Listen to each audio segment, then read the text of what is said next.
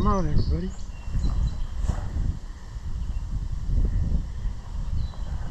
Alright, so this is what we got here on the rig I just showed you. We got this pack bait, and then if you can see, the hook is right there. And then we've got our pop-up corn and maize right there. And we're going to put a little bit more pack bait on this. And I'll show you how that looks. One second, everybody. So when you're done, it's going to look just like that.